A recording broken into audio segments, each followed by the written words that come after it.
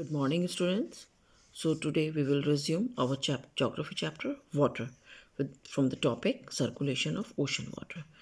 तो the water of the ocean is always in motion.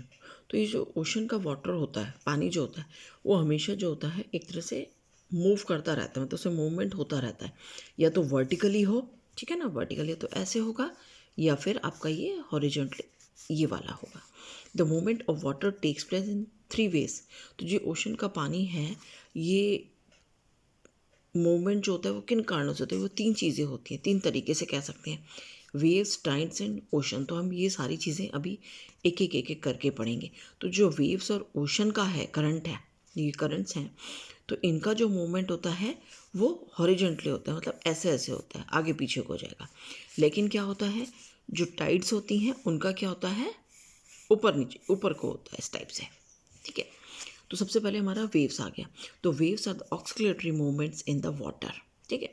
तो मतलब वेव्स ऐसे ऐसे ऐसे ऐसे ऐसे होता है ना, ऐसे ऐसे चलती रहती है, वही पानी आगे बढ़ता रहता है. तो they are caused by the alternate rise and fall of the surface water. एक सिंपल अगर आपसे कोई डेफिनेशन पूछ लेता है, ठीक है ना, आप पढ़ा रहे हैं, कोई बात है, तो आपको आना चाहिए. तो इसमें आप लोग क्या बोलोगे कि when the water on the surface of ocean rise and fell alternatively, कि सर ओशन का पानी ही ऊपर नीचे को ऐसे होता रहता है, इस टाइप से.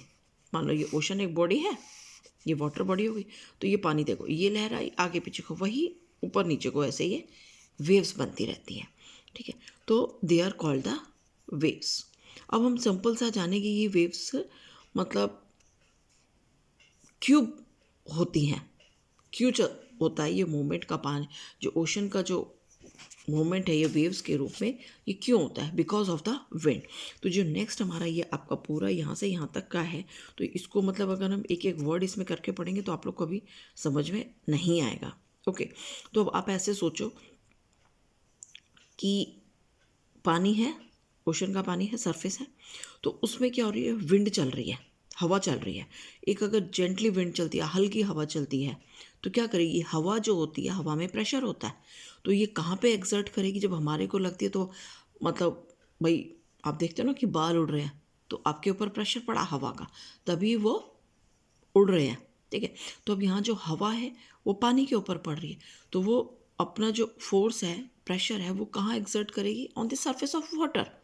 जो सरफेस ऑफ वाटर पे प्रेशर एक्सर्ट करेगी तो पानी को क्या है, वो आगे को धक्का देगी. ठीक है. तो ये हमारी इस तरीके से वेव्स बनेंगी. ठीक है ना. अब मान लो जैसे इसको ऐसे समझा देती हूँ कि ये पानी है. ठीक है. अब आप ये एक ओशन वाटर ऐसे समझ लो, ये वाटर बॉडी है. ठीक है. तो ये हमारी वेव्स आ रही हैं इस डायरेक्शन में. ठीक है. तो अब यहाँ से करा, ये वाला जो पानी है, इस वेव्स ने यहाँ पे प्रेशर एक्सर्ट करा. ठीक है ना. तो पानी यहाँ का उठेगा, उठ के जाएगा, फिर नीचे को जाएगा, फिर प्रेशर मारेंगी, फिर ये, तो इस काइंड से ऐसे ऐसे ये हवा प्रेशर डालती है. ठीक है. पानी को आगे की तरह से धक्का देती है. तो ये ऐसे मूवमेंट हमारा होता रहता है, क्योंकि एक एक लाइन समझाएंगे तो इसमें प्रॉब्लम आ जाएगी आपको. ठीक है. तो अब वेव क्या होती है, 2 चीज़ें होती हैं वेव में, ऐसे आप समझ लो, इफ क्रस्ट एंड ट्रॉ. ठीक है. तो अपर पार्ट होता है वेव का, आप लोग के बुक्स में दिया हुआ है, ये देखो, वो क्रस्ट कहलाता है. ठीक है. It is the highest point of the wave. तो जब ये वेव जो है, अब आप ये देखो ना, आपके बुक्स में पूरा ये दिया हुआ है. ठीक है. तो ये देखो, जो ये वेव्स उठ रही हैं ना, ये जो वेव्स चल रही हैं. ठीक है. तो वेव क्रस्ट कौन सा पॉइंट हो गया, ये वाला, ये ऊपर है, ये नीचे है. तो वेव क्रस्ट का क्या है, जो ऊपर उठा हुआ पॉइंट है वो वेव क्रस्ट है. ठीक है. और जो लोअर है, अब आप ये देखो ना, ये जो लोअर पॉइंट हो गया, यहाँ पे वेव ऊपर उठी तो क्रस्ट हो गया. अब यही पानी, क्योंकि यहाँ से आप ये देखो हवा आ रही है, ठीक है ना, हवा अपना प्रेशर डाल रही है, तो ये पानी का इस तरीके से आगे को धक्का दे रही है, मूवमेंट हो रहा है. तो ये जो ऊपर, जब तक वेव जहाँ ऊपर तक जाती है तो ये क्रस्ट हो गया, और ये नीचे लोअर पार्ट है तो ये ट्रफ हो गया है, ट्रो. तो ठीक है ना. तो अब आप ये देखो कि इन दोनों के बीच का जो हाइट है, एक लहर से दूसरी लहर के बीच में, ठीक है ना, तो ये क्या कहलाती है, वेवलेंथ, दोनों का डिस्टेंस का जो आ गया. ठीक है. इट इज़, अब आप पहले केवल सिंपल क्रस्ट और ट्रो को समझो. ठीक है. द वर्टिकल डिस्टेंस, अब ये वर्टिकल डिस्टेंस आ गया दोनों के बीच में. ठीक है। The vertical distance between the crest and trough is called the wave height, ठीक है ना। तो ये हमारा इनका आ गया वेव हाइट, कितनी हाइट है। और द हॉरिजॉन्टल डिस्टेंस, अब आप ऐसे याद रख लो कि जो वर्टिकल डिस्टेंस है दोनों इसके बीच में, ठीक है ना, वर्टिकल तो लंबा होता है, तो ये आपका हाइट आ गया है, ठीक है ना। और जो हॉरिजॉन्टल आ गया वो वेवलेंथ आ गया है, ठीक है। तो ये हमारी 4 चीज़ें हो गई, क्रस्ट, ट्रो, वेव हाइट और वेवलेंथ। एक बार मैं फिर से बता देती हूँ आप लोग को कि जो हमारी जो वेव्स उठ रही हैं, जो इसका हाईएस्ट पॉइंट है क्रस्ट कहलाता है। अब ये देखो ये वेव नीचे को आ गई है, पानी नीचे को है, तो ये आपका ट्रो हो गया है, ठीक है। अब ये बोल रहे हैं कि the vertical distance between the crest and trough, ठीक है।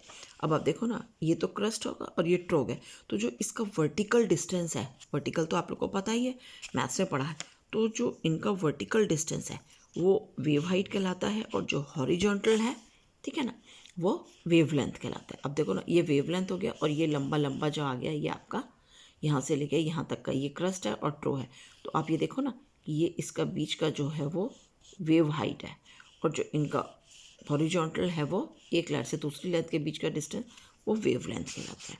तो ऐसे तो मोस्टली वो ये वाली चीज़ें जो होती हैं कि ज्योग्राफी में बड़ी क्लासेस में आएंगी, लेकिन चलो जब दिया हुआ है तो इसको पढ़ लेते हैं, ठीक है। The speed of the wind determine the shape and height of the wave, ठीक है, कि जो विंड की स्पीड है वो जो हमारी वेव की हाइट को बताती है, क्योंकि जब तेज विंड होगी तो बहुत ज़्यादा प्रेशर एक्सर्ट होगा तो वेव और बड़ी आएंगी। जब एक हल्की सी हवा चल रही, मैंने स्टार्टिंग में बताया, तो वो आपकी विंड जो है वो बहुत जेंटल चल रही है, अगर हम उससे मैच बोल सकते हैं, ठीक है ना। ए लाइट ब्रीज वो हवा है, प्रोड्यूस जेंटल वेव्स, और while strong winds produce the huge waves, potential of causing wide spread distraction, ठीक है, कि ज़्यादा तकड़ी वेव्स आने से या ऊंची वेव्स आने से नुकसान भी होता है, ठीक है। ये आप लोग के उसमें नहीं था, तो ये हम लोग इसको ज़्यादा नहीं देखेंगे, ठीक है। अब जो सुनामी है, सुनामी किसका है, वो स्ट्रॉन्ग वेव्स का एक रिजल्ट होता है, ठीक है। The word tsunami has its origin in the Japanese language. It comes from the tsu means the harbour and the nami means wave, कि जो हर्बर तक वेव्स आ जाए। The tsunami are the huge waves that are caused due to the earthquake, ठीक है। अब आप देखो कि ये जो देखो लैंड मासेस पे भी अर्थक्वेक होते हैं, ऐसी बात नहीं है केवल लैंड मास पे ही अर्थक्वेक आते हैं, मोस्टली आप लोगों ने सुना है। लेकिन जब समुद्र, क्योंकि अगर हम देखें तो एक पूरी दुनिया अलग है पानी के अंदर की, उसके नीचे भी ज़मीन है। तो जब पानी में अर्थक्वेक आता है, अगर हम बताओ, मतलब पानी के सरफेस के नीचे जो अर्थक्वेक आता है तो क्या होता है, वाइब्रेट होता है ना ऊपर का, तो जो लैंड में आएगा लैंड फट जाती है, ठीक है। तो जब पानी में आएगा तो पानी क्या फटेगा, मतलब वो पानी को नीचे से फोर्स एक्सर्ट करेगी, ठीक है ना। तो या वोल्केनिक इरप्शन होगा या लैंडस्लाइड होगा, तो तीनों रीज़न की वजह से जब ये अंडर वाटर में होते हैं तब क्या होता है, सुनामी आता है।